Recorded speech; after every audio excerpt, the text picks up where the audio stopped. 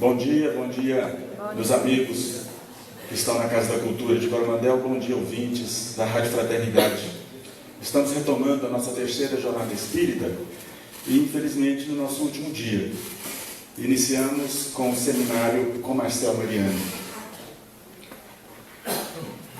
Lembramos sempre da nossa livraria que está no hall de entrada, os CDs do Jorge Fernando, que esteve conosco aqui na primeira jornada. Quem sabe traremos no ano que vem um cantor espírita de Porto Seguro. Temos livros com as abordagens da jornada e tantos outros títulos. E livros também do Público Carizio e do Joamar Zanolini, que são dois palestrantes, tem disponível lá para todo mundo. Vamos fazer uma pequena oração, agradecendo sempre ao Divino Mestre Jesus tantas oportunidades em nossas vidas, tantas luzes em nossos corações. Estamos reunidos, os corações sequiosos de Teu amor, de Tua compreensão e Teu perdão. Que Tuas lições preencham nossos corações. Que nossa consciência, ciência de poderes para compreender nossa vida. Divino Mestre Jesus, seja por nós hoje e todo sempre, que assim seja. Nós abrimos a nossa terceira e última noite com o seminário de Marcel Mariano, Reencarnação e Laços de Família. Por gentileza, Marcel.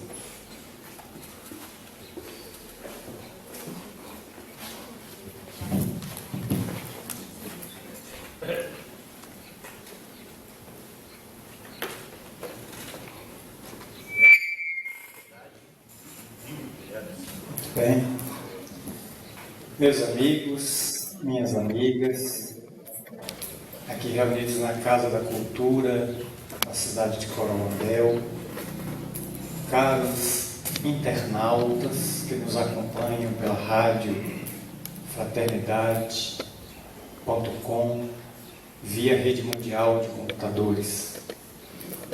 A paz seja conosco.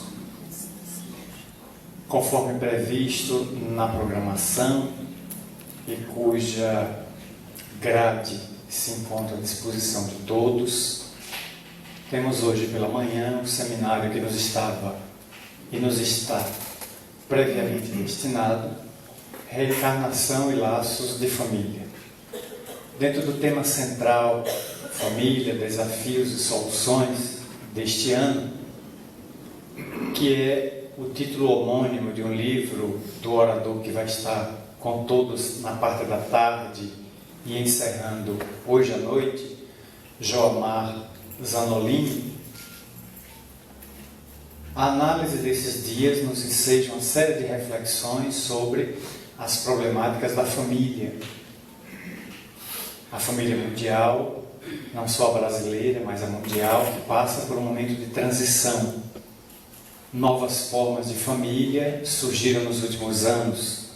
A família homoafetiva masculina, a família homoafetiva feminina, a adoção de criança por casais do mesmo sexo, o que tem gerado acirrados e acalorados debates no meio jurídico, já um pouco mais vencido, porque a jurisprudência tem sido sediça ao garantir o direito dessas adoções.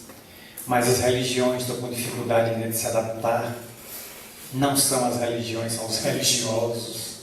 Os religiosos estão com dificuldade de se adaptar ao novo, porque muitas vezes a mente está na Idade Média. Eles estão vivendo no século XXI, mas a mente, os conteúdos, os pensamentos estão no século XXI a.C., o que dificulta muito interpretar os novos comportamentos sociais e, por isso, as rejeições, o preconceito, a hostilidade, a intolerância, o que é sempre lamentável, sobretudo numa sociedade que se diz cristã no Ocidente.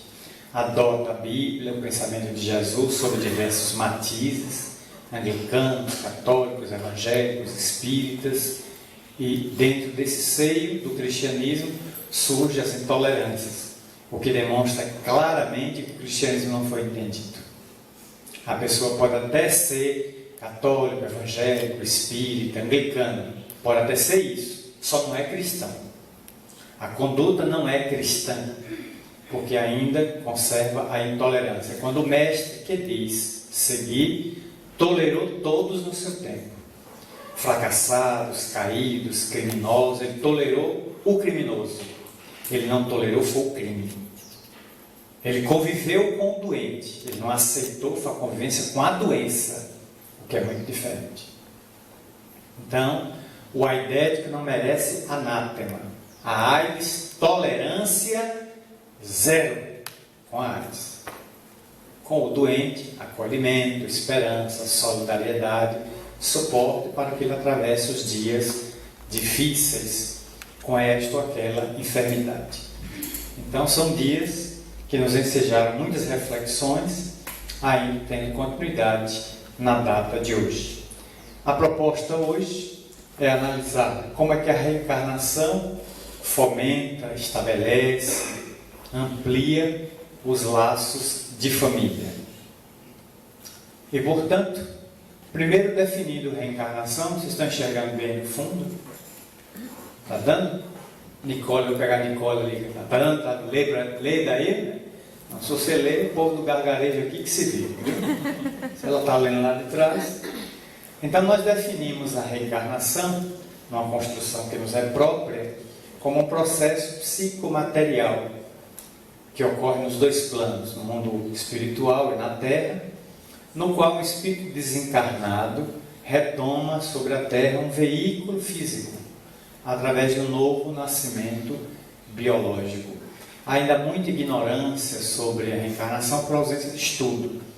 E o que é lamentável nos dias de hoje é encontrar pessoas que fazem perguntas pueris quando a bibliografia, a internet está à mão.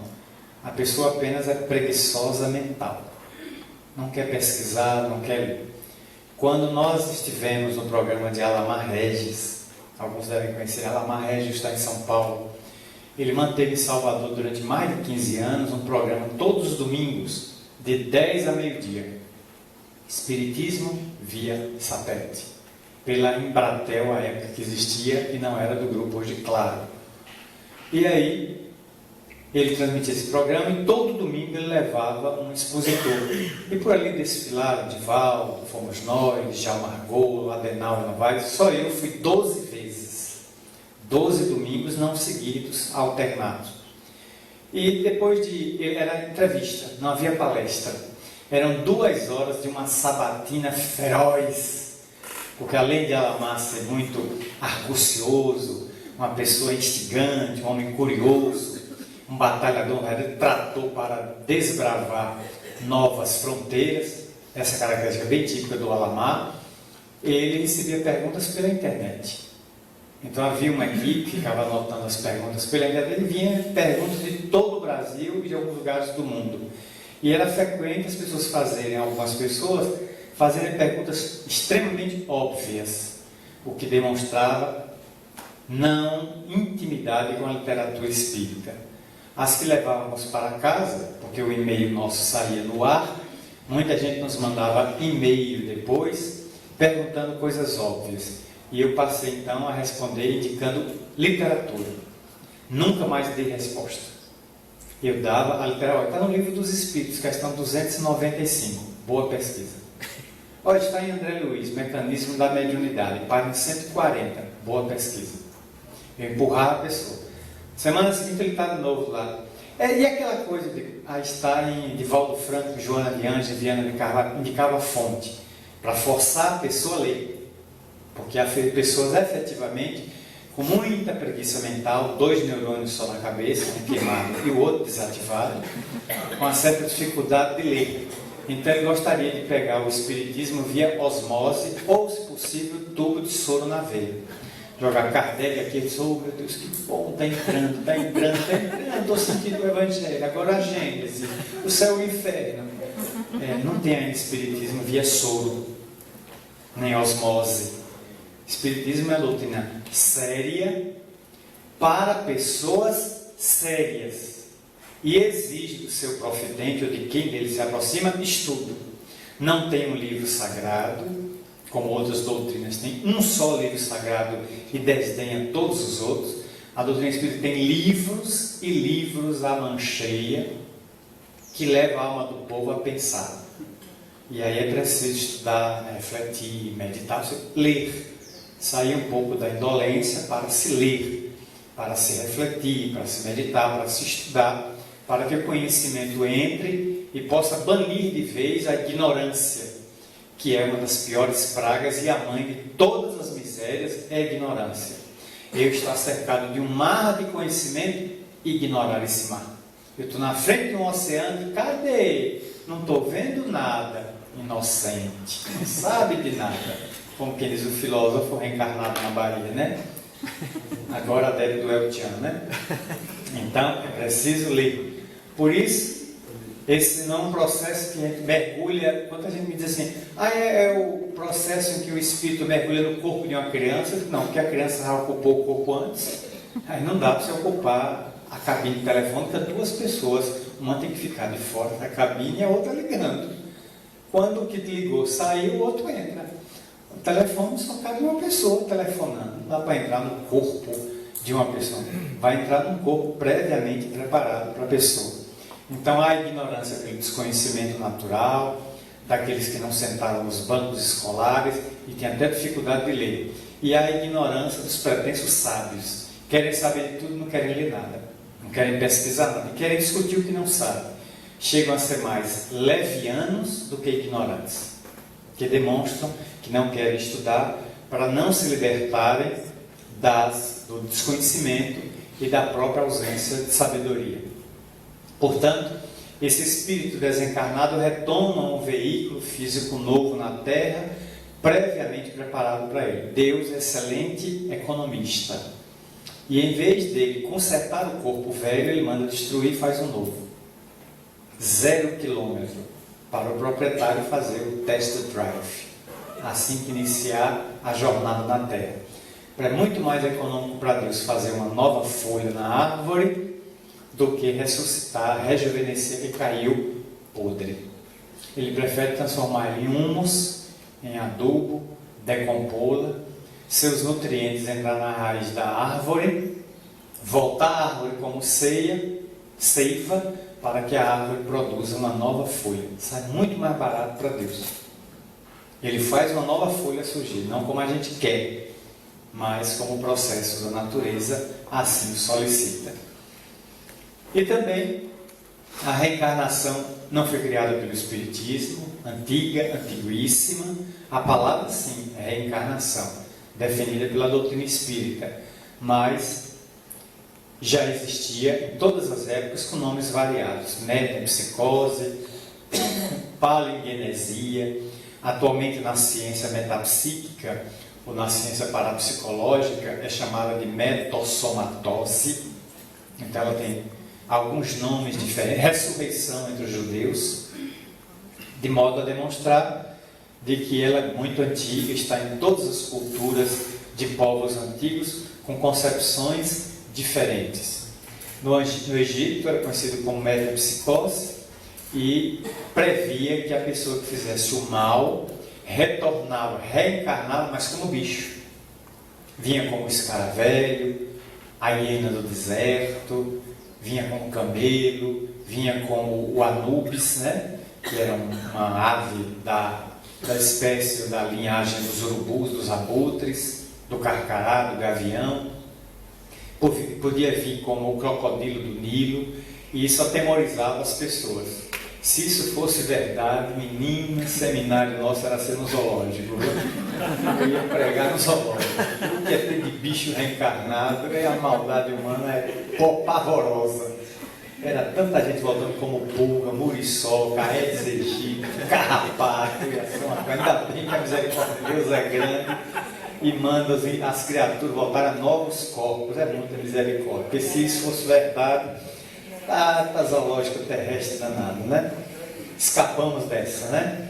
Então isso era um instrumento teológico e político de dominação da massa, porque a religião sempre foi um instrumento de dominação das massas. Karl Marx já tinha até razão a dizer que a religião é o ópio do povo. O ópio. Então, de certa maneira, ele tinha razão na sua época. Freud também replicou esta mensagem, essa frase. E hoje estamos vendo muito isso. Está bem nítido na terra das religiões fanáticas do Oriente e do Ocidente, onde as pessoas se cegam completamente, atribuindo a líderes religiosos um completo comando e negando suas vidas. Dão seus bens inteiramente, vende a casa, se entrega inteiramente a uma vida religiosa, sem religiosidade na alma. Tornam-se fanáticos completamente e perdem o discernimento. Não aceitam, levantam a voz, andam aos gritos.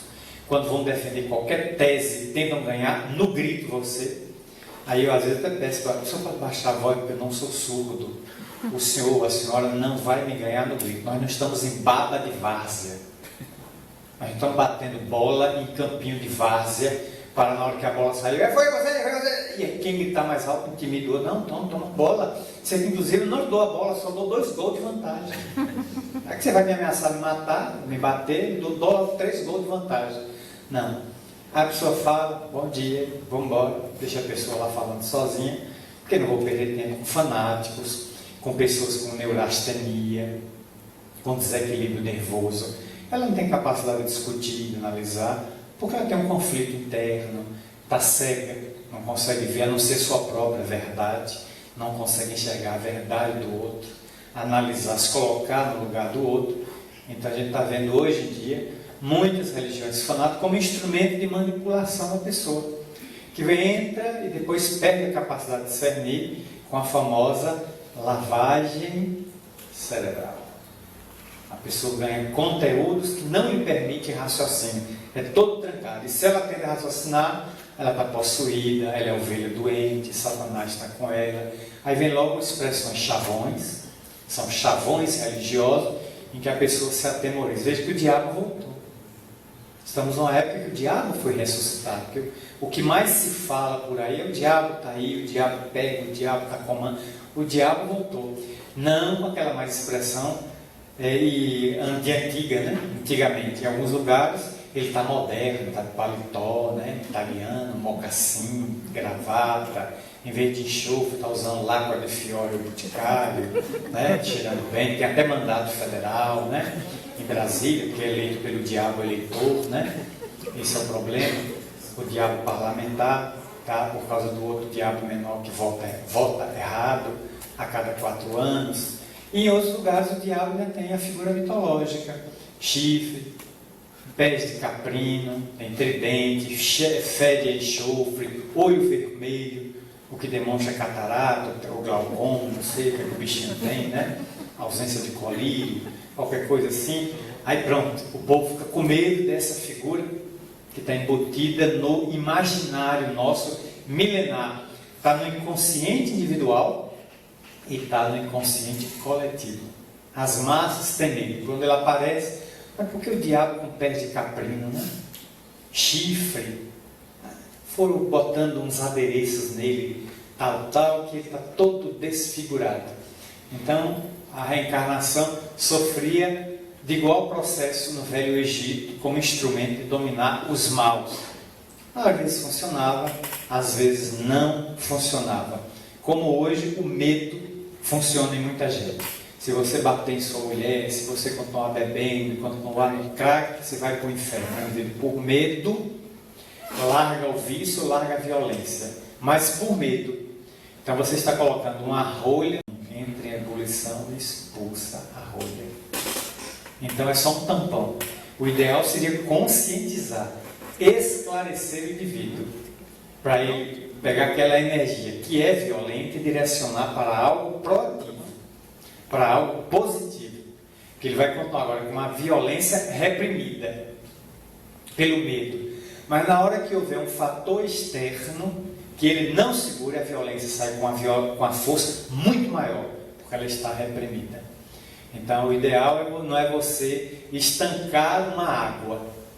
Se você cercar a água e ela tiver uma fonte de abastecimento, ela vai crescendo de volume. Você fecha, ela cresce de volume. No dia que ela arrebentar, ela inunda e mata todo mundo na inundação. O ideal é represe a água, mas dê um canal para ela escoar. De preferência uma usina hidroelétrica. Porque ela ainda passa escoando, gera turbina e gera energia. Ela ainda se coloca a serviço da gente. E ela segue o curso dela até o mar. Vai ficar detendo, é possível, porque tem uma nascente que abastece ela e vai abastecendo. Só se você matar a nascente, aí você inviabiliza o rio.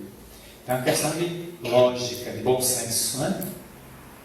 Por isso a reencarnação está na Bíblia também, e nós pegamos alguns números da Bíblia, né?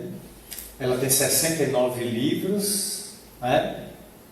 72 em algumas edições, 66 em outras, varia, né? 42 no Velho Testamento, 27 no Novo, a quantidade de capítulos, de versículos. Ela tem 3 milhões e meio de letras. Qualquer dúvida, eu contei esta noite. 3 milhões e meio de letras a Bíblia tem, né? Os versículos. Ele gastou mais de 1000 anos para ser escrita por 50 narradores diferentes. A maioria esmagadora, homens. Só aparece 1 ou 2 livros atribuídos a Judite, a Esther, que são atribuídos, estão na Bíblia católica, que na evangélica não é aceita. A evangélica tem 6 livros a menos do que a Bíblia católica, que os evangélicos consideram que foi uma introdução indevida da tradução canônica de São Jerônimo, a chamada Vulgata Latina, que introduziu livros de mulher. Então é um clube fechado de homens, só homens escreveram. Começou em Moisés e terminou em João, no Apocalipse. Não tem mulher escrevendo o livro. Se elas escrevessem, como seria a maneira de escrever? Provavelmente bem diferente. A visão feminina ia dar um outro toque à Bíblia, mas só homens escreveram, né? Temos aqui o Velho Testamento. As citações da Bíblia, da reencarnação, estão, por exemplo, em Malaquias 3:1, profetizando que Elias voltaria à terra, e voltou. João Batista. Quem confirmou isso? O próprio Jesus. Não foi nem o Espiritismo. Este é o Elias que há de vir. Ele já veio e vocês não conheceram. Esse é Elias. Ele está em outro corpo, mas é que vocês têm dificuldade de entender. Eu tenho que dizer assim, quase que taxativamente. Jesus teve que falar quase que taxativo, porque as mentes com quem ele lidava eram muito obtusas, demoravam a fazer raciocínio. Pescadores, comerciantes e o povão, então ele teve que falar taxativamente, né? E também no Decálogo, no seu primeiro mandamento: eu sou o Senhor Deus, que puno a iniquidade dos pais e dos filhos na 3ª e na 4ª geração. Joia. Por que joia? Eu sou minha primeira geração. Meu filho, a 2ª. Meu neto, a 3ª. Eu já posso ser neto de mim mesmo, porque eu tive um filho e morri. Meu filho se casa e tem um neto. Olha eu já de volta. Se não for possível, porque hoje em dia até os avós estão acompanhando os netos crescerem até a idade adulta, porque se está vivendo mais. Naquela época se vivia muito pouco, 20, 25, 30 anos de idade você já estava morrendo. Hoje se vive 70, 80 anos. Eu posso chegar a acompanhar até trineto. Então ele falou 3ª e 4ª geração. Meu filho eu não posso ser, porque eu estou com ele na mesma reencarnação. Meu neto às vezes não posso ser. Meu neto, eu sou avô, estou acompanhando ele, mas eu posso ser bisneto, 4ª geração. Já desencarnei e meu neto me recebe. Ele vai dizer: meu Deus, mas tem a cara do Bisa. E eu olho para ele e digo: mas eu sou o Bisa de volta. Estamos aqui, ó, joia, corpinho novo e folha. Mas é a cara do Bisa. Então voltarei na 4ª, na 5ª geração e diante. Então está perfeito no Êxodo. É um jogo, um silogismo de demonstrar como a reencarnação funciona dentro da família. Portanto, os pais resgatam os delitos dos filhos, porque eles são esses filhos reencarnados mais tarde, né? O pai, ele próprio, volta para resgatar, mas a dívida moral é intransferível. Dívida material eu posso pagar para outra pessoa. Você bebe quanto na bodega? Aí eu comprei lá uma garrafa de cachaça, 2 pacotes de cigarro. Vou lá e pago a dívida material, porque é dívida financeira. Dívida moral é intransferível. Só paga quem deve. Não é possível eu tirar um chip, puxar aqui o pendrive da entrada USB e enfiar em Hernando. Então, eu vou botar na sua entrada USB, a dívida passa, que é um aplicativo, e você que resgata. Não funciona assim. A dívida é do espírito, que gera consciência de culpa, que gera desequilíbrio perante a lei, só ele pode resgatar, com os personagens no qual faliu. Se a dívida é individual, resgata individualmente. Se ela é coletiva, será resgatada coletivamente. É da lei, ninguém escapa desse procedimento, né? Portanto, a reencarnação está no Novo Testamento, de Jesus bem colocado, enfatizada claramente ao homem que nasceu cego. Ele havia se reencarnado cego para se fosse curado por Jesus, nada devendo à lei. Senhor, quem foi que errou, esse homem ou os pais para que ele nascesse cego? Perguntaram os apóstolos. Nem ele, nem os pais. Aí bateu a dúvida cruel. O homem é cego, não deve nem o pai. Por que esse homem está cego? Ele nasceu cego para que nele se patenteasse a lei de Deus. Ou seja, este espírito pediu para reencarnar cego, sem dever nada à lei, para se encontrar com Jesus e ser curado por ele, oferecendo o próprio testemunho do poder de Jesus. Esse era o objetivo, porque naquela época tinha que se ferir os olhos das pessoas com fatos. Como agora recentemente eu entrei na internet, que é esse mundo de coisas, e tem esses vídeos da passagem de Sai Baba pela Terra. Mas é impressionante ver ele no meio da massa de milhares de pessoas caminhando e a mãozinha sempre girando, né? Gira assim, quando sai, é o colar, um medalhão de ouro, que vem a figura dele, ele imprime o retrato dele. Aí coloca no pescoço das pessoas, gira a mão, vê um anel, enfia no dedo das pessoas. Aí a pessoa reclamou que o anel estava muito aberto.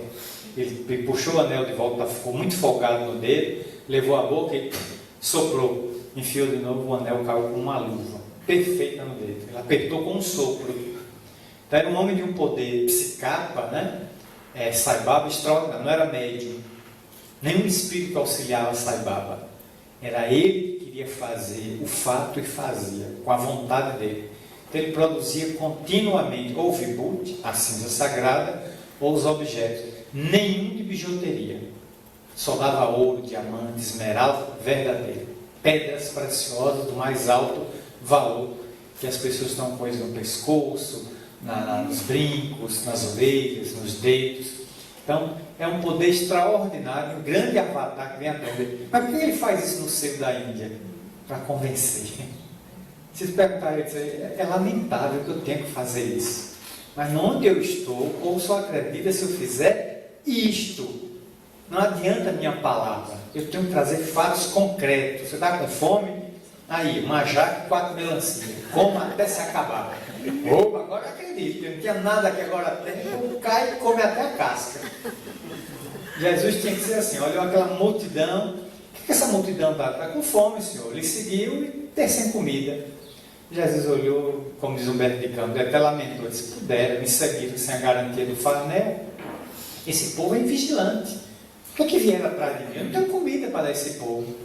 Mas olhou 5.000 pessoas olhando para ele como quem disse, estamos atrás do Senhor, porque o Senhor produz coisas. O Senhor produz coisas, a gente está atrás do Senhor. Veja o que pode fazer pela gente, porque está todo mundo com um certo vazio existencial aqui nessa região.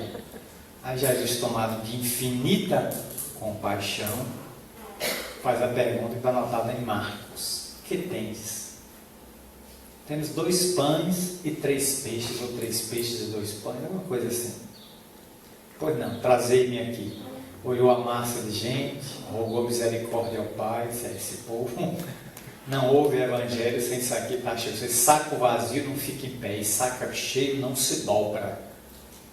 O povo estava com fome, só ia ouvir evangelho se ele alimentasse. Então, se Jesus naquela hora quis ser ouvido, teve que descer de nível, ao nível do estômago do povo. E tome peixe no povo, e tome pão. O povo comeu comeu sanduíche, baguete, fez baldu, fez misto, botou peixe dentro, e já veio assado, né? Ele recebeu como produto de materialização peixe assado. Então, ele já materializou peixe assado. Abundantemente, que a Bíblia retrata o quê? 12 cestos de pão sobrado. Alimentou a massa e ainda sobrou para o povo levar para casa, para quem ficou na retaguarda. E aí, Humberto de Campos e Boa Nova volta a dizer que Jesus disse: eu tenho pão do céu para vocês, mas vocês estão muito preocupados com o pão da terra. Como quer dizer, eu lamento, mas é isso mesmo, né? Eu vim para auxiliar e não para ser auxiliado. É isso mesmo. Esse é o material que eu tenho para trabalhar e aí, vamos lá, é isso mesmo. E alimentou o povo, depois tome boa-aventurança, né? O sermão da bem-aventurança, o povo de barriguinha cheia ouviu que era uma beleza, e depois o povo foi embora, e ele lançou as bases da nova era, e teve que fazer isso aqui. Então, aí, caso de reencarnação, claro, mas com uma interpretação diferente. O homem nada devia à lei, e se reencarnou para servir de cobaia, de instrumento na mão de Jesus, para ele testemunhar de que ele era o Messias, curando o homem, que era efetivamente um cego. Ele não deixou dúvidas, que eu tenho o poder de curar, de modificar a estrutura da matéria. Aí as pessoas passaram a acreditar. Nicodemos, ben Nicodemos, o doutor da lei, procurou Jesus à noite, conforme João 3 a 10, para uma entrevista noturna. Nicodemos não queria ser visto com Jesus durante o dia, tinha medo de que seus pares na sinagoga criticassem a postura dele de estar como religioso não adepto das práticas judias. E aí ele, filho de madrugada, foi chegando aquele jeitinho dele: Senhor, bem sei que tu és mestre de Israel, porque ninguém faz o que o Senhor faz. Eu tenho muitas dúvidas, mas o que eu posso fazer para adquirir a vida eterna? Todo mundo quer. Qual é o preço para adquirir a vida eterna? Ninguém quer pagar. Eu quero é a vida eterna, eu não quero pagar o preço. Se ela for 0,800, free, melhor ainda. Eu quero a vida eterna de graça. Aí Jesus diz: vos é necessário nascer de novo. Aí a cabeça do homem enrolou, literalmente que nem o rabo da porca. É isso, um parafuso. Mas Senhor, como é que pode ser isto? Como é que eu posso voltar ao ventre de minha mãe sendo velho? Ele tomou literalmente. Tanto que levou Jesus àquela expressão: tu és doutor em Israel e não sabes disso. Aí vem aquela frase: inocente, é doutor e não sabe de nada. Que coisa, né? Aí foi que Jesus veio dizer: mas não te maravilhas que eu te diga isso, né? Que é nascer da água, do Espírito é Espírito. Aí fez uma construção filosófica, poética, para ver se o doutor pegava pelo menos o filigrana ali, a linha de raciocínio.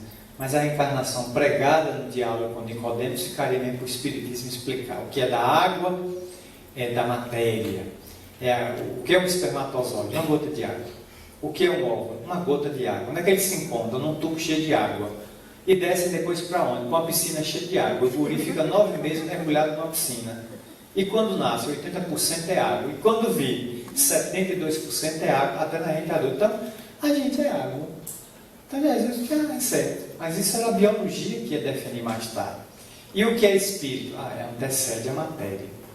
Não é fabricado por ela. O espírito é a essência que vem antes da aparência.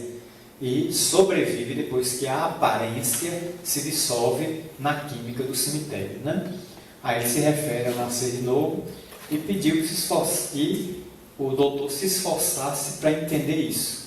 O curioso é que Humberto de Campos, também irmão X, dá conta de que presente na entrevista estava Pedro, estava João e parece que Tiago, 3 apóstolos, participaram da entrevista. Quando terminou a entrevista, Nicodemos foi embora, confundido, cheio de coisa para pensar na cabeça. Um dos apóstolos disse: mas Senhor, que lei fantástica, a lei dos renascimentos. Amanhã, leva isto para o povo. Aí Jesus disse: Tiago, meu filho, vem cá. Acaba de sair daqui um doutor da lei que não ia entender. Imagina o povo. O povo tem menos cultura que esse homem, não vai entender nada. Não posso levar isso amanhã para o povo. O povo não vai entender nada. Um doutor não me entendeu. Não se preocupe, não, Tiago. Daqui a 18 séculos, vou mandar um consolador lá na França. E esse emissário meu vai desvelar isso. Melhor, vai escrever melhor. Você vai entender. Mas agora, a gente tem que esperar 18 séculos. Como o nosso entendimento é lento, né? Parece a velocidade nossa do lado dos baianos, que o baiano se movimenta em 3 velocidades, devagar, bem devagar e Dorival Caymmi. É a nossa velocidade de fazer tudo na vida, né? Então, a gente não tem pressa nada, tranquilidade, ansiosa. A gente nunca faz uma reencarnação que pode ser feita na próxima, né? Que nada, deixa para a próxima, né? Quando a gente está cansado, a gente sempre passa a vontade de cansado passar, né? A gente faz assim. Então, Jesus deixou aguardar 18 séculos para mandar a mensagem completa, agora com o contributo da metapsíquica, da parapsicologia, das ciências. E ainda hoje, século XXI, pai da dúvida em muita gente. Inclusive cientistas, né? Que por mais que investigue, vê as evidências, as provas e será, até Charles Robert Richer, pai da metapsíquica, 1776, ali em Paris. Um homem que examinou 4.000 histéricas no hospital de La Bicêtre, que fica na Universidade La Salpêtrière, na Universidade de Paris. O homem que investigou os maiores médiuns da Europa, Daniel Douglas Hove, o Závio Paladino, a senhora Piper, os irmãos Davenport, as médias que se viram a Kardec. Charles XVI examinou. Ele viveu 80 anos de idade, dos quais 50 dedicados à pesquisa psíquica. Então investigou os maiores médiums que estavam disponíveis na Europa no seu século. Ganhou um Nobel, Charles Richer, prêmio Nobel de Medicina, na área da fisiologia, porque descobriu a anafilaxia, o chamado choque anafilático. É a descoberta de Charles Richer. Ele deu um Nobel. Então não estamos falando de alguém pequeno, não. Falando de alguém grande, laureado, morreu duvidando. Aos 80 anos, no leito de morte, conforme a crônica de Humberto de Campos, Charles Richer, doente, moribundo numa cama, já desencarnando, ele disse: será que tudo aquilo que eu investiguei não era ilusão minha?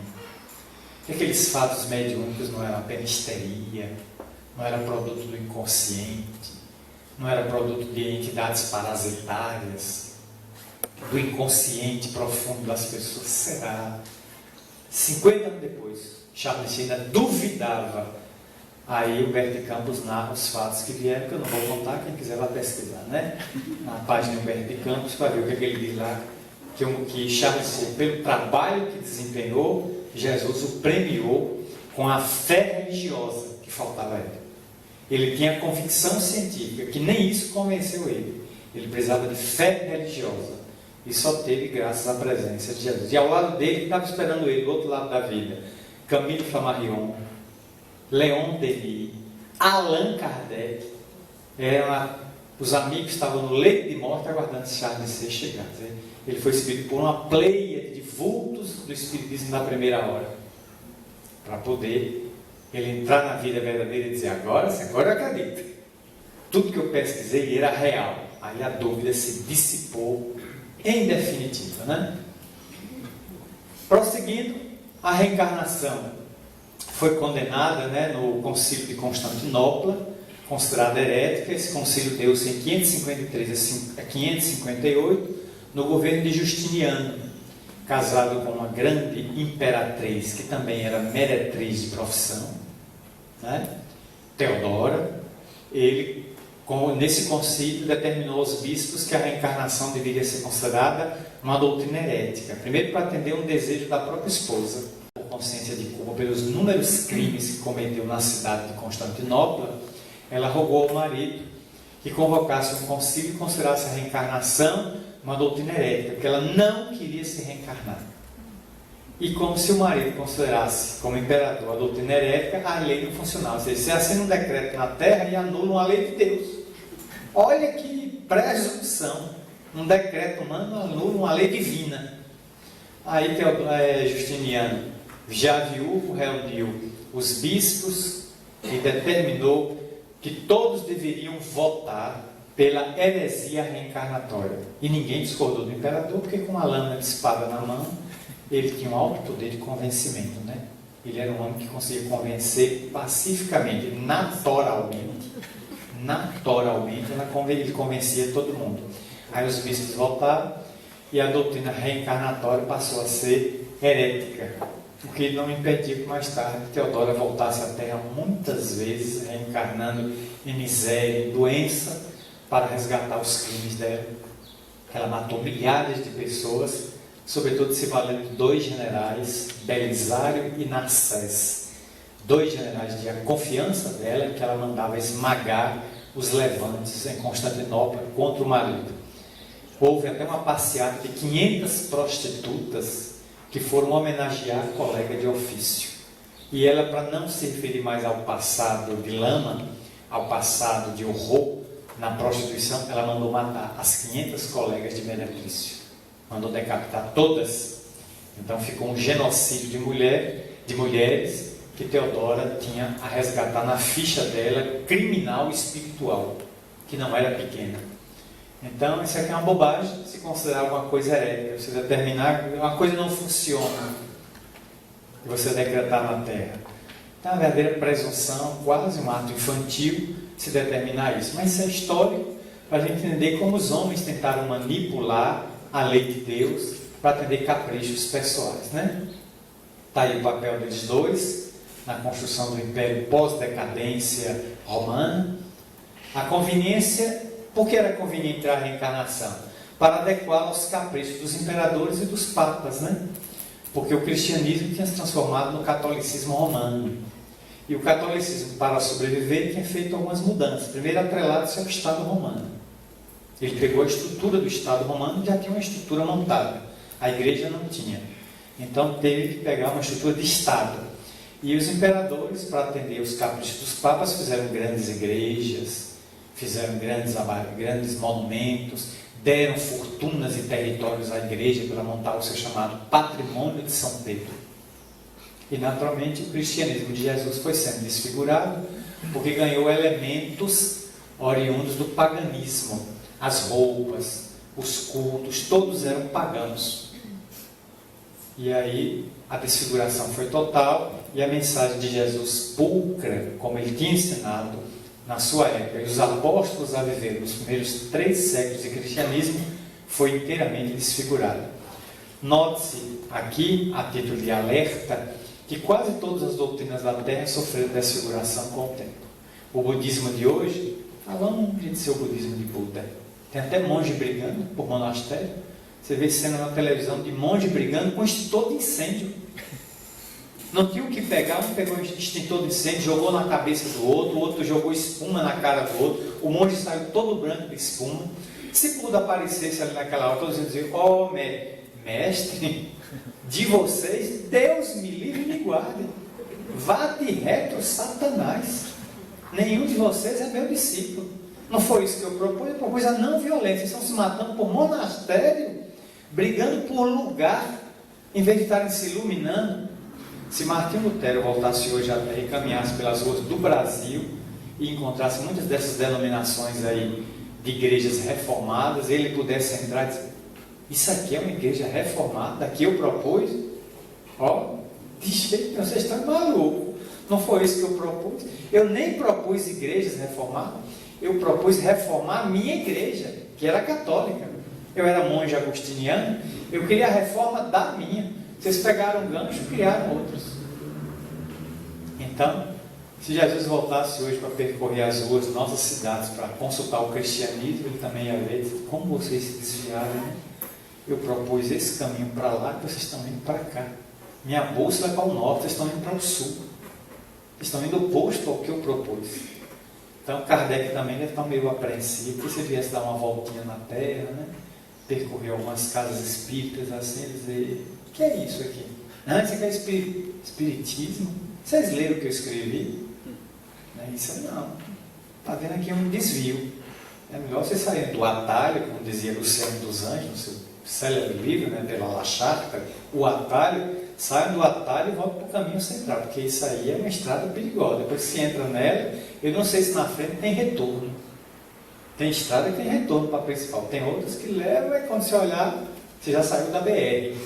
Você está em estrada vicinal, uma estrada marginal, completa. Como todas as doutrinas ao longo do tempo sofreram desfigurações para adaptar-se à conveniência das lideranças, conveniências econômicas, conveniências teológicas, para se ganhar o mundo, ganhar adeptos em número, e toda doutrina que ganha em quantidade perde qualidade. É um preço terrível. À medida que uma doutrina filosófica, religiosa, ela vai se ampliando, ela é como um rio que vai crescendo a lana de água. Só a lana de água, porque não tem profundidade. Você caminhar no rio, a água dá na canela, o resto é areia. Nem tem peixe e nem passa o barco. E o ideal seria um rio mais fino, mais curto, mais profundo, do que um rio longo e só tem areia. Está todo assoreado. Não serve para nada. Ali são águas sem vida. Só águas, né? Então esse foi o preço que se pagou o cristianismo. Por isso o livro de Hermínio Corrêa de Miranda, muito oportuno, né? Cristianismo, a mensagem esquecida. Falamos lá, foi público, na cidade de Araguari, né?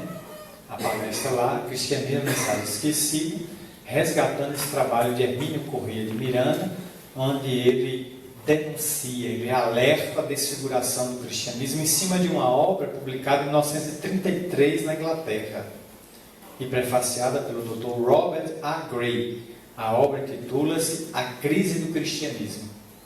Pegando esse livro, Hermínio escreveu no Brasil, pela editora O Clarim, Cristianismo, : a mensagem esquecida, para demonstrar que se perdeu muito aquele vício, aquele frescor, aquele oxigênio. Veja até o Papa Francisco, esse homem tão notável da Igreja Romana, ele está num esforço imenso de março do ano passado para cá para recuperar isso. Porque ele percebeu que a sua própria igreja está bastante desviada e ele está tentando mexer as ferramentas lá dentro. A oposição que ele deve estar enfrentando deve ser muito grande, porque ele está mexendo em interesses de poderosos. E ele tem que mexer mesmo e já está anunciando aí, talvez eu só tenha mais 2 ou 3 anos de vida. Acabou de dizer numa entrevista, talvez eu tenha mais 2 ou 3, depois eu vou para o Pai. Ele próprio está anunciando de que não é um homem durável. Já foi eleito com 76, já tem 77, mais 3, esse homem é octogenário. Para o exercício do pontificado dele exige muita saúde, muita disposição, e ele já é um homem combalido, só tem um pulmão.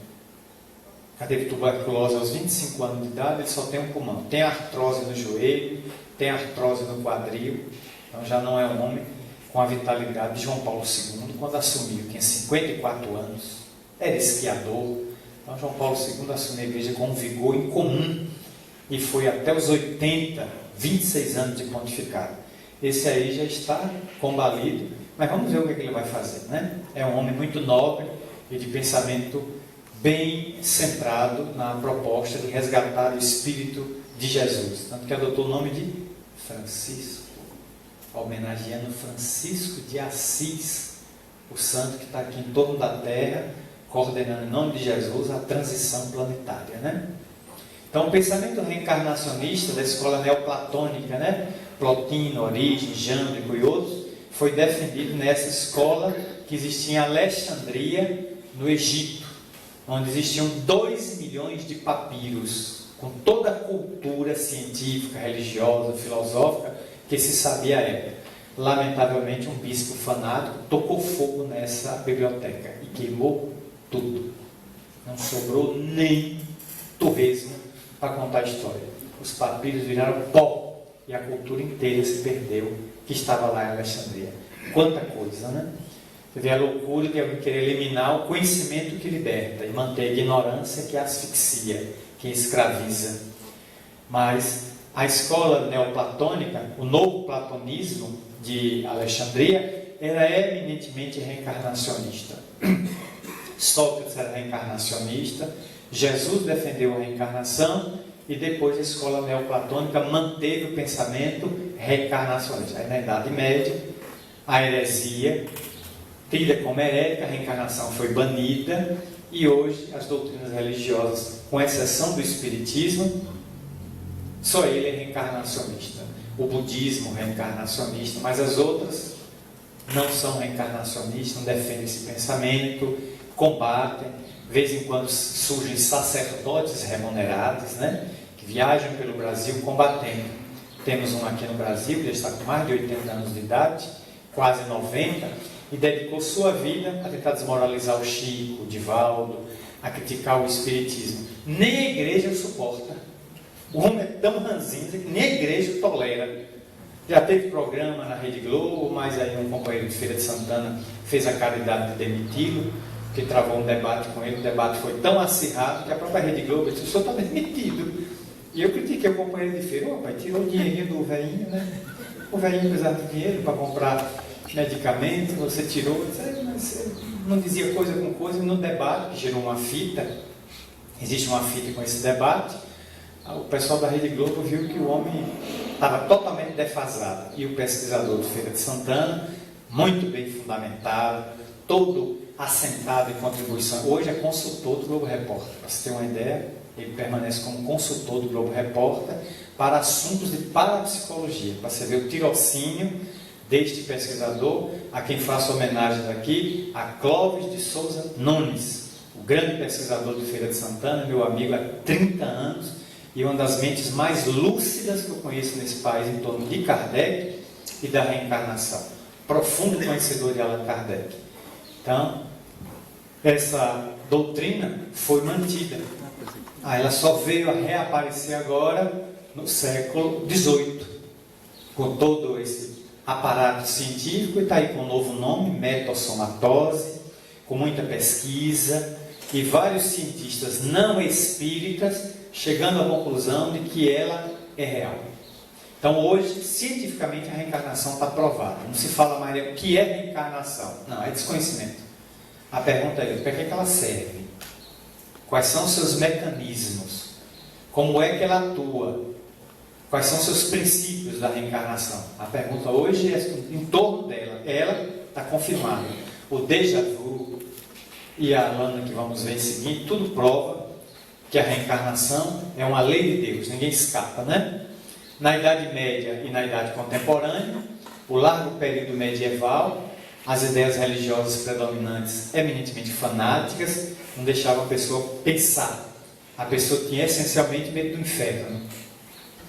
E aí a igreja teve que criar 4 instâncias no mundo espiritual. 4. Céu para os bons, inferno para os maus, purgatório para os que podem pagar, e o limbo para criança e maluco. Índio, doido, maluco, psicopata é o limbo. Chegamos hoje aos dias, o céu está subsistindo na cabeça de muita gente, como uma instância quando a pessoa vai. O inferno é o medo de muita gente. O purgatório foi banido, ninguém mais fala, que a gente sabe que o purgatório é na terra mesmo, porque com o salário de 724 estamos no purgatório, né? Com a alíquota de 27,5% de imposto de renda, eu não vou para o purgatório, eu estou. E o meu é na fonte, eu nem escapo, já vem contra-cheque, eu não tenho nem como escapar, né? Então, com essa caristia, todo o purgatório. E o limbo? É um lugar que acolhe criança, maluco e doido. Onde é? No além. Então, o limbo foi criado há 500 anos. E contra ele, o limbo, se insurgiu Martinho Lutero. Que Martinho Lutero disse à sua própria igreja: o limbo não tem base bíblica, nem o purgatório. Isso é criação de vocês para contentar capitalista. A igreja de cala-te, excomungou Martinho Lutero. Martinho Lutero rasgou a excomunhão, jogou numa fogueira e fez uma noite de São João, tocando fogo na excomunhão. E foi fazer o trabalho dele, pregar. Aí o limbo agora foi recentemente fechado por Bento XVI. Bento XVI baixou um decreto durante o seu curto pontificado de 5 anos e meio, considerando que o limbo não mais deveria fazer parte da teologia católica. Foi a primeira vez em minha vida que eu vi um decreto na terra fechar uma instância no além. Isto é fantástico. É assim na terra, mas tem efeito no mundo espiritual. Então você vê que são concepções que a gente vai... O pensamento dos grandes doutores foi variando conforme as conveniências de época. Não havia mais como substituir. Falar de limbo, um lugar onde só tem criança e doido. Porque é um local que tem que definir assim. Por que o limbo? Porque a criança morreu em tenra idade. Fez o bem? Não tem mérito. Então não pode entrar no céu. Fez o mal? Não fez o mal. Então não pode ir para o inferno. Tem dinheiro para pagar a entrada do purgatório? Não. Porque a criança ficou numa situação difícil. 3 instâncias ela não pode por nenhuma por causas variadas. Então se cria um orfanato no além. Limbo. Só que para lá também vai doido. Porque o doido é a pessoa que perdeu o juízo. Ficou alienado com eclipse mental. Então, se fez o mal, não sabe o que está fazendo. O bem também não sabe. E não tem dinheiro para pagar a própria entrada no purgatório. Porque é doido. É psicopata. É nevropata. Aí vai. Você imagina, qualquer um de nós, um lugar onde tem criança e doido. Aí passa a criança inteiramente desvalida, órfã, para um doido assim, você viu minha mãe? Vi nada. Meu Deus do céu, deve ser um lugar, a criança, quem é que eu pergunto mais onde é que está mamãe e papai? Porque todo adulto que eu encontro está doido. E os colegas da minha idade não sabem responder, porque vai está tudo órfão. Você vê, é uma loucura na cabeça da gente pensar e raciocinar isso. Mas tem gente que criou esse estado e não parou para pensar nisto. Para fazer essas reflexões, que a muita gente pode parecer, você está sendo sarcástico? Não. Irônico? Também não. É que isso mais virou material de bom humor. Praticamente um material de bom humor, porque qualquer mente, por mais infantil ou despreparada, se parar, realmente não tem lógica isso. Não tem lógica nenhuma. E uma coisa que não tem lógica, cai no campo da comédia. Cai no campo do bom humor, do riso. Mesmo que tenha um tom sério, que tenha uma construção séria. Uma pessoa não parou para avaliar isto. Para fazer uma realmente, isso não bate em minha cabeça. Um lugar só tem criança e pessoas destituídas de razão. Mas por que elas estão ali? Como é que elas entraram ali? E como é que elas vão sair dali? A mãe está no céu, o pai está no inferno. O irmão maior está no purgatório. 2 crianças gêmeas que morreram no mesmo dia estão no limbo. A família está toda pulverizada no além. Deus não tem misericórdia desse povo, não, que os reúna. A mãe é nobre, não pode ir ao inferno socorrer o marido. Não pode descer ao purgatório para socorrer um filho que se equivocou. E não pode pegar os gêmeos que está no limbo. E no céu ela está feliz? Pergunte a ela. A senhora está feliz? Não. Mas a senhora está no céu, mas estou infeliz, porque quem eu amo está em regiões diferentes. E eu não tenho permissão de resgatá-los. Onde é que está a misericórdia de Deus? Então ele não é misericordioso, que faculte a quem tem a beatitude, a bem-aventurança, socorrer os infelizes? Parar para refletir isso nos leva a demolir todos esses edifícios teológicos que são absurdos. Eles ofendem o bom senso, o mais elementar bom senso, meu caro Watson, diria Sherlock Holmes, mas ofende o senso mais simples. Então o Espiritismo é essa lógica dura, quase que ferina, implacável, assim, um punhal penetrando nas carnes da alma, porque obriga o indivíduo a pensar. Doutrina racional, estruturada em pensamento positivista de Augusto Comte, no racionalismo de Renato Descartes, né? Do seu célebre livro O Discurso do Método, leva-nos a fazer silogismo, para chegar a uma conclusão. Então, o Espiritismo é de lógica, é de bom senso. Portanto, esse largo período aí, o domínio religioso da Igreja de Roma não permitiu mais voos do pensamento, a não ser o dela. Quem discordou dela? Ela queimou, ela matou, era a época das perseguições aos grandes cientistas, aos grandes filósofos. Mas a noite medieval teve grandes missionários. A divindade não deixou a gente desamparado, né? Enviou à Terra, por exemplo, Francisco de Assis. Em plena noite medieval, a noite que se abatia sobre a Europa, reencarna na Úmbria Francesco Bernardone, Francisco de Assis. João Evangelho da Terra para servir a Jesus com humildade. Teresa de Ávila, Antônio de Pádua, São Francisco Xavier, Pedro de Alcântara, aí lá vem São Cupertino, lá vem Santa Teresa Brígida, Santa Mônica, a mãe de Santo Agostinho, vultos foram se reencarnando como estrelas numa noite escura, para iluminar a terra e trazer de novo o hálito de Jesus, para que não se perdesse. A caridade, o serviço ao próximo, a renúncia, o desapego a bens materiais, tudo isso, os grandes missionários, e agora eles vieram depois desse período em que se mergulharam no corpo, eles voltaram agora na equipe do Espírito de Verdade. O Espírito de Verdade fez uma grande equipe, vamos à Terra fazer a codificação do Espírito. O meu dicionário eu já mandei na frente, Allan Kardec. Allan Kardec é assessorado pelos grandes vultos católicos. Quem foi que pariu o Espiritismo? A Igreja Católica desencarnada.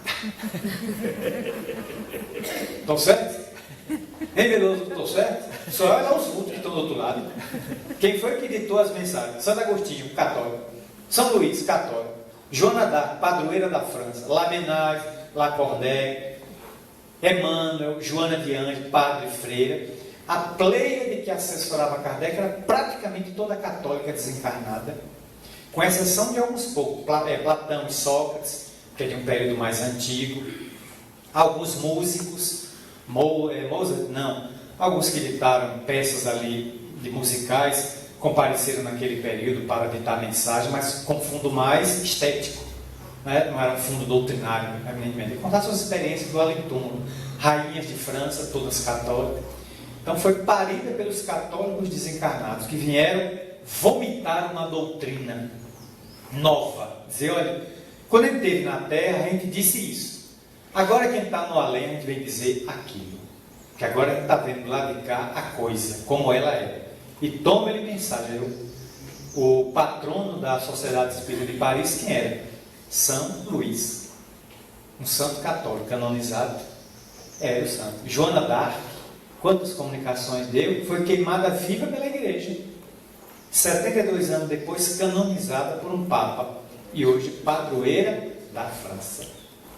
Para você ver como no tempo as coisas mudam, né? E eles vieram trazer a mensagem de Jesus com um novo sabor, um frescor. Todos esses aqui participaram com outros nomes ou os próprios nomes, menos São Tomás de Aquino. Eu não lembro nenhuma mensagem na codificação atribuída a Tomás de Aquino, mas Santo Agostinho e Assis estão lá em algumas passagens ditando mensagem. E agora com a literatura de Manuel Filomeno de Miranda, que é Transição Planetária e Amanhecer de uma Nova Era, dá-se conta de que Francisco de Assis está mais próximo da Terra do que a gente pode imaginar. Ele está aqui no planeta Terra, coordenando uma vasta legião de espíritos em nome do Cristo, para promover, acelerar e supervisionar a transição planetária do próprio planeta. Tá aí os 2 livros em que ele participa com preces, com momentos em que ele aparece, é visto, vem de esferas mais altas, está aqui, entre nós, atuando no movimento para que a gente não perca o foco, não perca o rumo. Ele está atuando onde há instrumentos que ele pode inspirar para o trabalho do bem. Por isso, a doutrina espírita tem esses princípios básicos, onde a reencarnação se avulta ali. Estou colocando, trazendo aqui, en passant mesmo, né? A existência de Deus, o espiritismo não crê em Deus. Sabe que Deus existe. Espírita não crê. Espírita sabe. Crer uma coisa, saber outra, né? A lei da evolução, ninguém foge dela, tudo evolui, né? A imortalidade da alma, todo mundo aqui é imortal, menos o corpo. Esse é vestimenta que tem prazo de validade. Ninguém vai escapar do vencimento do prazo de validade. A reencarnação e sua justiça, conferindo a cada um que é seu, a cada um segundo suas obras, disse Jesus. A alma que se comunica. Estamos aqui numa comunicação mediúnica de encarnado para encarnado, né? Se fosse um desencarnado, era um outro modelo. A pluralidade dos mundos habitados. Na casa de meu Pai, o universo, tem muitas moradas, os mundos. Então é uma questão só de tempo. Segundo a revista Super Interessante, desde os últimos 10 anos, as agências espaciais europeia e americana NASA já descobriram 1.560 planetas fora do sistema solar. Quase 1.600 planetas já foram confirmados fora do sistema solar. Nenhum fotografado, porque nenhum deles tem luz própria. Então os telescópios não conseguem vê-lo. São cálculos matemáticos que confirmam que ali é um planeta. Então já foram mapeados. E alguns têm enorme probabilidade de vida, como o Gliese C581. Um planeta que é 4 vezes maior do que a Terra, é grande, mas os cientistas calculam que a temperatura no planeta é de 40 graus. Poxa, lá no Nordeste, dá 45 na sombra, eu já peguei 46 debaixo do pé de um buzeiro. Sabe, com 40 graus, eu estou numa brisa.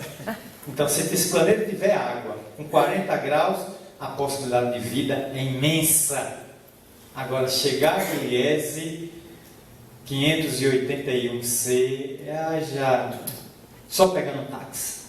Só pegando táxi, porque a distância é absurda, de bilhões, trilhões de anos-luz para se chegar lá. Mas já está previsto que esse planeta tem as melhores condições até agora de vida que já foram encontradas, é esse planeta.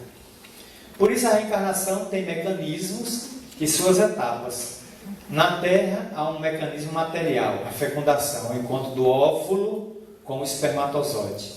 Mas no mundo espiritual, o primeiro passo é o recolhimento do candidato a reencarnar. Aqui eu estou pegando um modelo ditado a Dona Ivone do Amaral Pereira, no livro Memórias de um Suicida. Segunda parte, capítulo 5, intitulado Prelúdios da Reencarnação, onde ela detalha com riqueza como é, não é ela, é o escritor do livro Camilo Castelo Branco, Camilo Cândido Botelho, pseudônimo, escritor português que se matou com um tiro na cabeça. Ele voltou do além-túmulo para narrar esse livro que é um best-seller, Memórias de um Suicida, com 556 páginas, a velha edição. E ele vem dizer essas etapas aqui. Então, o recolhimento do candidato e na Terra, oportunamente, a fecundação. Aqui são fases opostas. Aqui é a primeira no além e aqui é a primeira na Terra, né? Elas são opostas.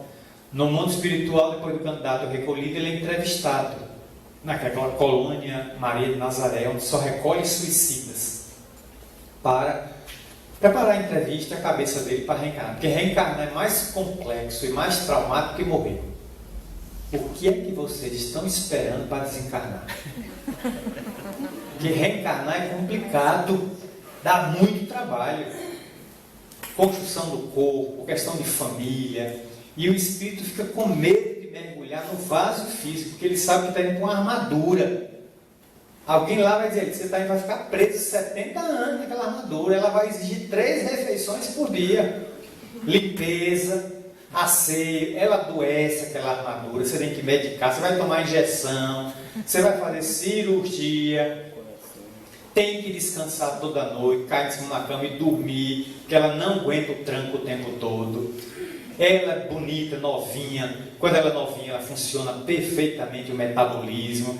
Depois de um certo tempo, o metabolismo fica bem devagar. Você quer dizer as coisas e não consegue.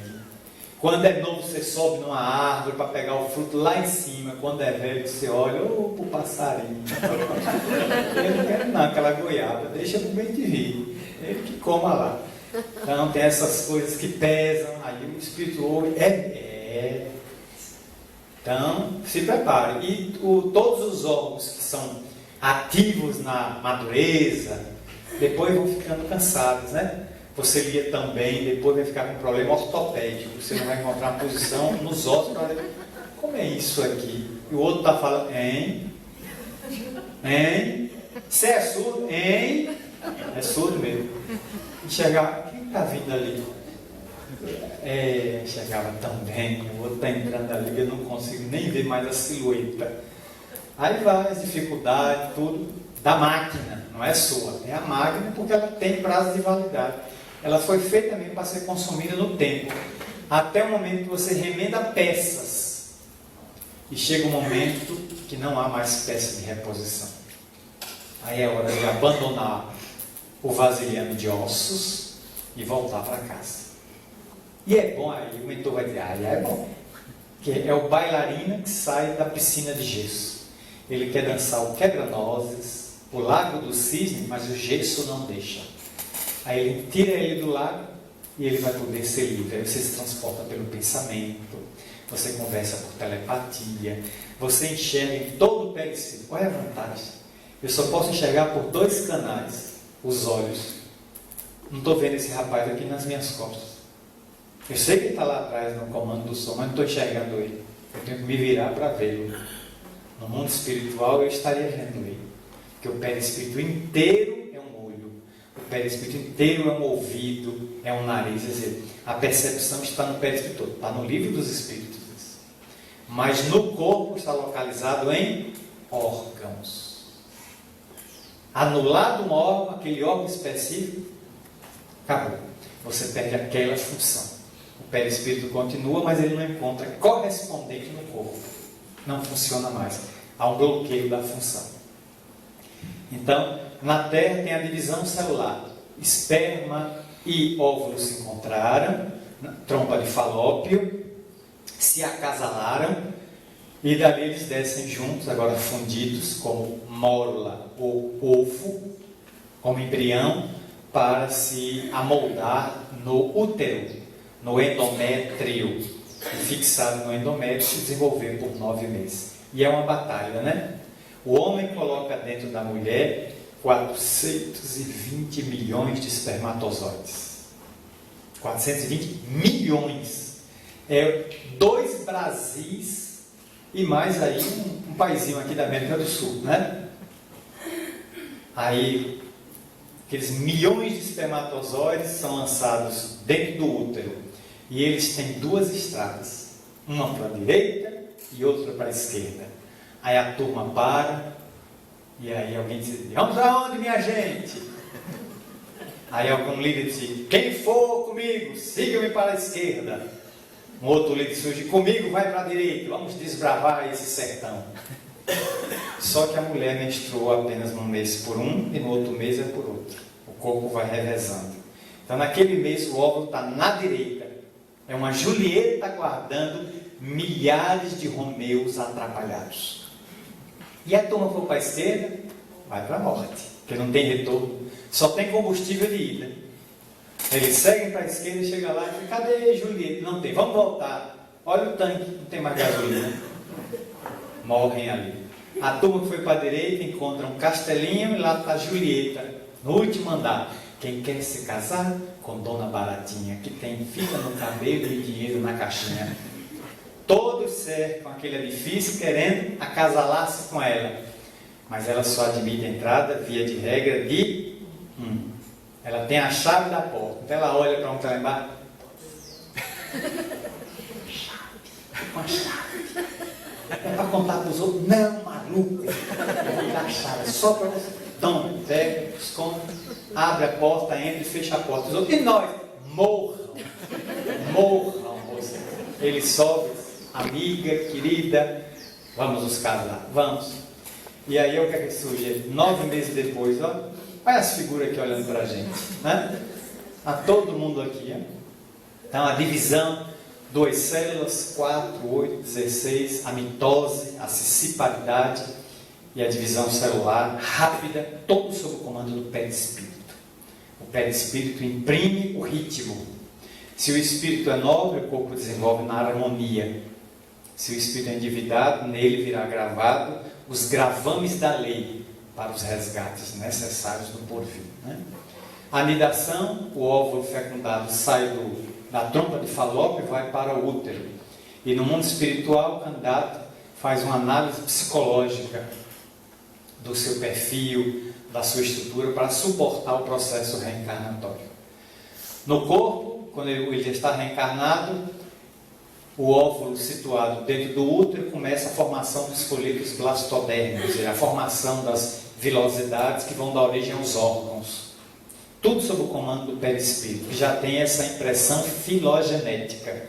Portanto, o perispírito já tem o mapa de como construir um cérebro, um coração, um rim, um fígado, um baço, um pâncreas, um estômago, uma coluna, costela. Ele manda como se fosse o software o perispírito tem o software. E o corpo vai construindo em cima do software, vai recebendo a mensagem, o perispírito é o construtor, diz, é assim. E o corpo diz, pois não, eu faço como você mandar. Ah, mas o coração vai nascer com uma válvula defeituosa. Ah, é um resgate. Aí lá vem uma mitral, uma tricúspide, uma aorta com problema que mais tarde vai se manifestar. Ou seja, o resgate necessário para aquele espírito. No mundo espiritual, antes de mergulhar no corpo, o programa das recapitulações o que foi que eu fiz no passado? Como o livro é de um suicida, ele se matou. O caso de Camilo, ele era cego e, inconformado contra a cegueira, ele deu um tiro. Camilo Castelo Branco, um dos maiores escritores portugueses, desencarnou, foi para o além. Ficou em regiões de sofrimento, cavernas, durante muito tempo. Até que um dia passou uma caravana em nome de Maria de Nazaré, e o nome dele foi Camilo Castelo Branco, sou eu. Foi socorrido, levado, aí ele entrou em contato, a ferida foi tratada, ele foi melhorando, ele foi conhecendo e foi juntando material para o livro, até construir por Dona Ivone do Amaral Pereira, que também foi suicida. Olha a afinidade dos dois. Dona Ivone teve 2 suicídios em reencarnações anteriores e resgatou nessa no trabalho do bem, nas renúncias homéricas, porque a vida dela é um poema de resgate e de fidelidade a Jesus e a Kardec. Ela narra tudo isso. Então, Camilo analisou. Camilo, revoltado contra a cegueira, deu um tiro já com 70 e tantos anos de idade. Se esperasse um pouco mais, encarnava naturalmente, né? Se precipitou. Porque com 70 já estava quase lá, né? Foi antes da hora. E aí, agora vamos preparar. Vai ter que reencarnar na Terra com a problemática na área da cabeça por causa do tiro, porque lesionou o perispírito. E lesionado o perispírito, esse vai corresponder a um corpo lesionado. Não raro, tiro na cabeça, síndrome de Down, cretinismo, idiotismo. A pessoa vem com paralisia cerebral. Bebida, veneno pela boca, queima tudo antes de chegar no estômago e mata a pessoa afogada em sangue. A pessoa volta com enfisema, a pessoa volta com câncer no véu palatino, na boca, na bochecha, no esôfago, gastrite, úlceras violentas. Atirou-se de um edifício, esborrachando-se no chão. Reencarna normal. Um dia está brincando, toma uma quedinha, tetraplégico. Paraplégico, não se levanta mais. Joga-se num rio, morre afogado. Volta, enfisema pulmonar, problemas cardíacos, asma. Quer respirar e não consegue, por causa da consciência de culpa gerada pelo drama do afogamento. E aí, conforme cada modelo que a pessoa, cada tipo de suicídio que a pessoa escolhe, o método vai corresponder mais tarde a uma sequela correspondente no vaso físico para o necessário reajuste. Não é? A gravidez acontece e no mundo espiritual a pesquisa familiar, o grupo familiar em que se vai nascer. Temos o parto, o bebê surge e antes dele se juntar ao corpo, naquele fenômeno inicial da fecundação, se restringe o perispírito, que normalmente é por via automática. Se vinculou, o perispírito automaticamente reduz seus espaços moleculares para se vincular ao novo corpo físico em formação. À medida que o corpo se expande, o perispírito se expande também, unindo célula a célula do perispírito ao corpo físico, por um sistema nosso que chama corrente sanguínea. O perispírito está profundamente vinculado à corrente sanguínea. Estreitamente, os dois estão profundamente casados. Qualquer alteração do sangue corresponde a problemas no perispírito. E qualquer atuação energética no perispírito é sentida de imediato pela corrente sanguínea, pelas células, sobretudo vermelhas, as hemácias. Por isso, a reencarnação está cheia de provas. A lembrança espontânea de existências transatas, espontânea. Crianças que dentro de casa, papai, eu morei em tal país, papai, eu conheço tal lugar, eu já estive lá. Lembra espontaneamente, vai, lembra-se de tudo. Quem mais fez pesquisa nessa americana, e também o Dr. Ramendra Banerjee, ambos já desencarnados. Um professor de Jaipur, em Rajasthan, na Índia, que examinou mais de 1000 casos de reencarnação. E esteve no Brasil. Esteve com Hernando Guimarães Andrade, E esteve também com Chico Xavier em Uberaba, a quem conheceu pessoalmente.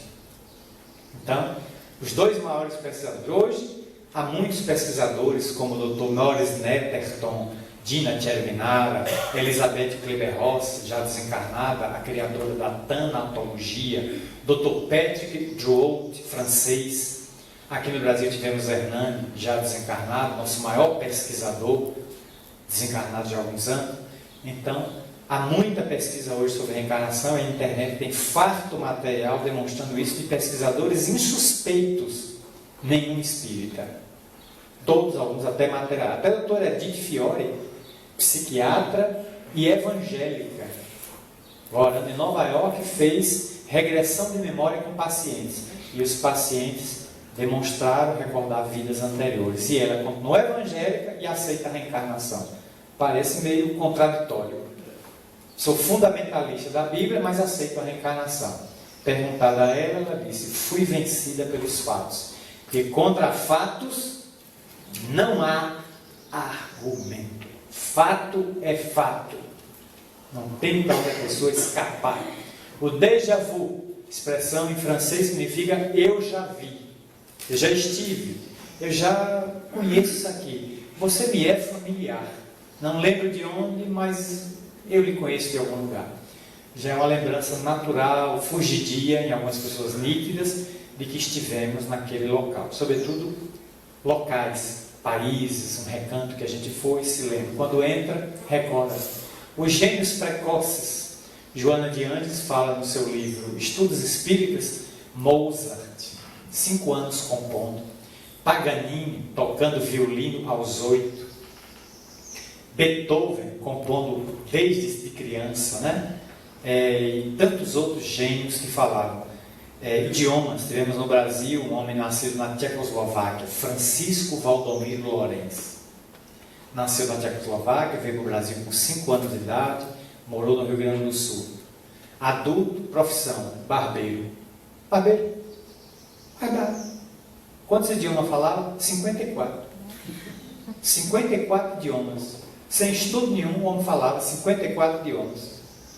Depois foi ser funcionário público, graças ao emprego dado por Getúlio Vargas, que deu um emprego a ele no serviço público no Brasil na década de 40. Porque esse homem falava 54 idiomas. Onde é que ele aprendeu? Ninguém sabe. Nas reencarnações anteriores, quando ele passou. O menino que nasceu na Coreia, Kim Wang, 2 meses de idade, disse à mãe: já sei falar. 2 meses. Ela falava com 2 meses. A mãe desmaiou. O pai veio e disse: sua mãe está doida, porque disse que contou o que você está falando. Falei bem, papai. O pai desmaiou também. Com 4 meses, já sei escrever. Escreveu. Com 6 meses andou. Com 9 meses publicou seu primeiro livro de poesias. 9 meses. Primeiro livro de poesias. Com 2 anos, 2 anos de idade, foi entrevistado por 50 jornalistas do mundo. Aos 6 anos, entrou na Universidade de Seul, na Coreia, para fazer química espacial. E hoje, que tem 50 anos de idade, ele é da década de 60, 62, 50 e 51 de idade, ele tem mais de 45 títulos de doutor honoris causa. Onde é que você sabe tudo isso? Eu sei. Mas onde é que você sabe? Eu me lembro que sei essas coisas. E sabe. Então, um gênio extraordinário e tantos outros que passaram pela Terra, né? A regressão de memória, TVP, terapia de vivências passadas, e a recordação provocada pela hipnose de existências já vividas. Nem todo mundo é suscetível de hipnose. Tem pessoas que têm bloqueios naturais e não conseguem. Tem gente que é facilidade, né? Tem aquele livro Muitas Vidas e Muitos Mestres, de Brian Weiss.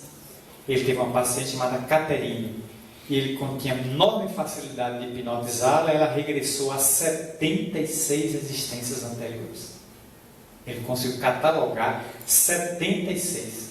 Ela foi meretriz, ela foi cozinheira, ela foi dama, ela foi de corte, ela foi lavadeira, foi serva do Egito, 3.000 anos atrás. Ele catalogou, é um livro muito curioso. Muitas vidas, muitos mestres. Uma terapia em que ela se libertou das fobias que ela vivia, graças à TVP. A TVP é uma excelente terapia acadêmica, mas não deve ser usada em todo mundo, nem para a pessoa fazer uma viagem ao passado como se estivesse no túnel do tempo. Né? Isso aí não é uma ficção científica. É uma terapia que só deve ser aplicada por profissional habilitado e quando ele já esgotou todas as outras terapias que não deram resposta. Aí a TVT entra como uma possibilidade de cura de fobias, de medos, de conflitos, de transtornos do comportamento, do humor, da afetividade, que tem causa no passado. É que eu conto muita gente, eu gostaria de fazer uma terapia para saber quem é que eu fui. O que é que você acha? Eu digo, eu não acho nada porque eu não perdi nada. Eu só acho quando eu perco coisa. Aí é que eu acho, não acho nada. Mas não lhe recomendo. Você está preparada para enfrentar uma situação na Segunda Guerra Mundial, mas na Primeira, um conflito, reconhecer que um filho de hoje é um inimigo do passado? Como é que você vai agora encarar o filho de novo? Aí a pessoa parou. E você não queria fazer? Eu digo, eu não. Eu quero fazer uma terapia de vivência futura. Eu gostaria de saber no futuro quem é que eu vou ser. Eu quero vir a ser de Pedro Ouspensky. E não o passado. Eu já sei que já foi flor que não se cheira. Como é que eu quero voltar mais assim, tiar de monturo? Nem pouco, meu filho. Eu quero ir para a frente. Como dizia Miguel Arraes, né? Para a frente é que se anda. Para trás só caranguejo. É para a frente que se anda. Olhar existências anteriores, não. Os estudos psicológicos do Ian Steven, Banerjee, já comentamos, Hernani Guimarães, que escreveu um livro extraordinário. Alguém que já leu? Levante o braço. Reencarnação no Brasil é todo um clarim. Oh, tem uma pessoa perdida na plateia. Salvou 2. Já lembra então, né? Reencarnação, 5 casos de reencarnação, em que tornou Hernani Guimarães as maiores autoridades em reencarnação, em pirofasia, pirogenia, poltergeist, uma mente assombrosa de cultura, doutor Hernani. Ele examinou 5 casos no Brasil e concluiu pela reencarnação de crianças brasileiras que recordavam vidas, existências transadas, algumas no Brasil e algumas em outros países, quando ele levou a criança. E a criança reconheceu todo o ambiente sem nunca ter estado na Itália, como foi o caso de uma menina no Brasil. Então são casos surpreendentes. Isso nos leva a fazer a junção entre a encarnação e a formação de família, já que é a proposta da manhã, né? A encarnação, os laços de família. Em nosso lar, André Luiz fala do lar de Dona Laura, que foi o primeiro lar que acolheu ele depois que ele saiu do hospital. Porque ele chegou em nosso lar, doente. Foi socorrido, atendido, depois que estava menor. E para onde? Parece que nosso lar não tem pousada nem hotel. Dá-se a entender isso? Ou seja, é os lares que acolhem os próprios habitantes do nosso lar. Porque não tem lar. Então, Dona Laura disse, vem meu filho, venha morar comigo. E ele foi morar com Dona Laura. E aí ele passou a ser habitante da casa e foi travando muitos diálogos com ela, conhecendo muita coisa. E ele viu que era uma família bem estruturada. O marido dela já estava reencarnado na Terra, em idade infantil, aguardando ela. E pelo filme se vê isso. Ela depois se prepara e vai cerca de 10 anos depois que ele já foi, porque os dois vão se casar na Terra. E ele foi na frente. Ele já tinha 10, 12 anos de idade na Terra encarnado. Ela foi depois para depois receber filhos como Lísias, como Lavínia e determinados personagens que fazem ali. E André Luiz ficou no mundo espiritual. Então ela se reencarnou provavelmente no início do século XX. Por isso que não pega essa tese que a gente está ouvindo por aí, e vou me permitir aqui fazer um comentário para terminar esse momento de especulação. Chico Xavier, Emmanuel está reencarnado. Bom, é uma informação. Não tem como provar, nem tem como desprovar. Se fala. E muita gente já me garantiu de pé junto. Ele se reencarnou por Dona Laura. Então eu fui fazer um cálculo.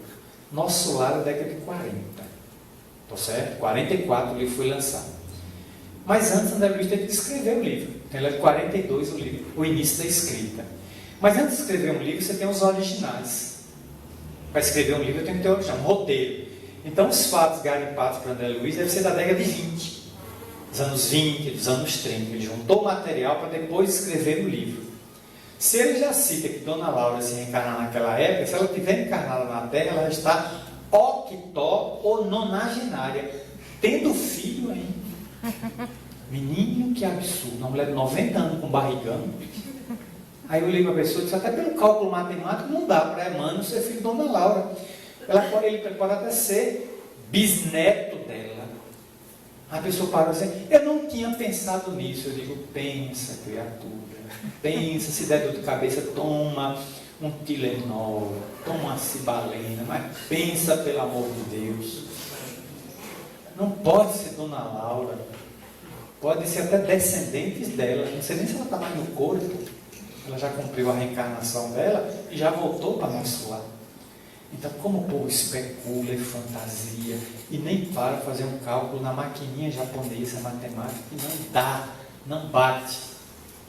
Os laços de família entre os espíritos, a família Bacelar e os mensageiros, aquela família que socorre espíritos que estão em zonas de sofrimento no umbral, uma família muito unida, formada por Bacelar, esposa e uma filha. É um modelo também de laço de família. Portanto, eles não se dissolvem no além. Muito pelo contrário, eles se estruturam. Emmanuel defendeu a teoria das almas gêmeas, conforme está no Consolador, na questão 323 do livro, e no Livro dos Espíritos, na 298. É uma tese muito bonita, mas a gente tomou o pé da letra, de achar que eu sou uma banda de uma laranja, e que pode estar aqui em Coromandel a minha outra banda. O problema é se eu achar um mexerico, ou um limão, ou uma banda de laranja de beira de estrada, já podre. Aí não vai dar certo. Eu doce, ela azeda, ou ela doce, eu azedo, amargo, não dá. Não, todo mundo é uma laranja inteira, minha gente. Todo mundo é uma laranja inteira, com bom suco. Às vezes está meio amargo, meio azedo, mas com o tempo a gente adoça. A outra laranja que se junta é para a gente fazer um garrafão de suco. Mas não é dizer que eu sou incompleto, não. Então, Emmanuel não quis dizer isso, que nós somos metades incompletas e que tenho que achar outra metade para me inteirar, isso me tornar um conjunto inteiro. Não. Eu sou inteiro. A outra parte é uma complementaridade afetiva, emocional. Mas eu posso fazer meu processo evolutivo sozinho. Ele não é viável, porque sozinho é muito egoísmo. Eu prefiro fazer em companhia, no meio da galera, né? Subir em direção ao Pai, na galera, quem vai conversando em direção ao Pai. E se tem uma pessoa que a gente ama, gosta, melhor ainda. Por isso, o cadinho da família é tão importante. Então, se tomou o pé da letra, se abriu discussão, se a Emmanuel estava certa, se a Emmanuel estava errada. E no livro, a Federação Espírita Brasileira fez uma nota de rodapé.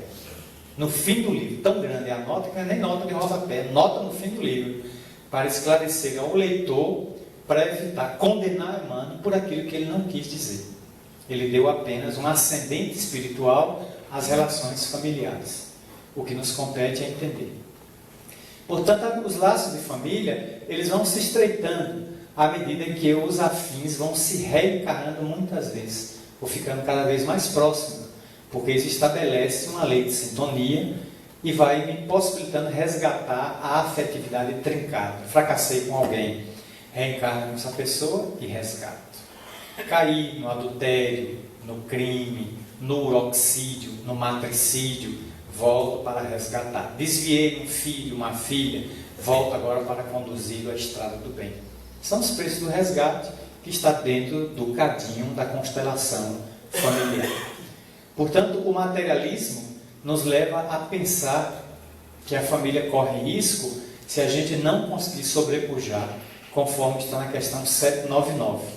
A proposta do Espiritismo é destruir o materialismo, que é cultura, não a matéria. A matéria é ferramenta de evolução do espírito. O materialismo é cultura mental, ou de Estado, que tem que ser banida para a gente colocar o espiritualismo dentro dele. E ali a gente vai encontrar os nossos verdadeiros interesses espirituais.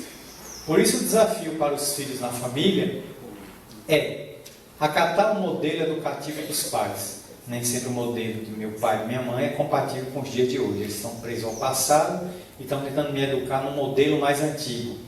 Ainda com surra, com violência, com cinto, com palmatória, com milho no chão. Não funciona mais.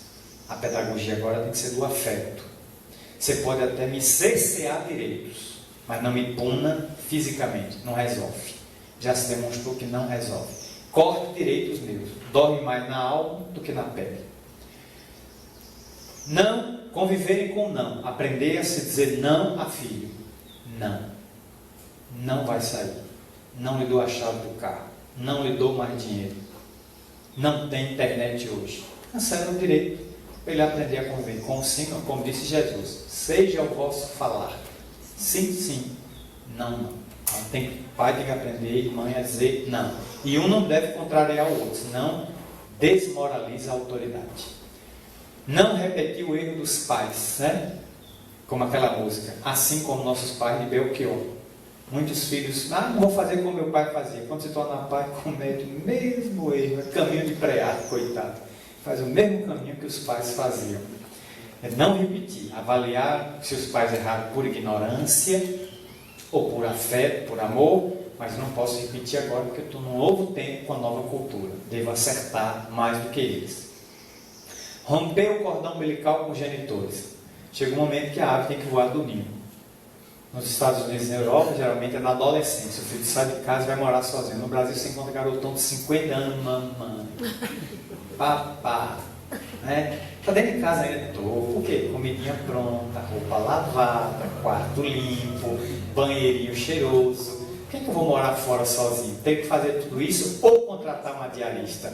Dentro de casa, jogo isso nas costas da querida velha. Aí a velhinha, coitada, já cansada de guerra, ainda limpando o garotão de 50 anos. Ele só sai de casa no dia que tiver que levar a velha ao cemitério, segurando na alça do caixão. Aí que ele sai de casa. Primeira vez estou levando ela.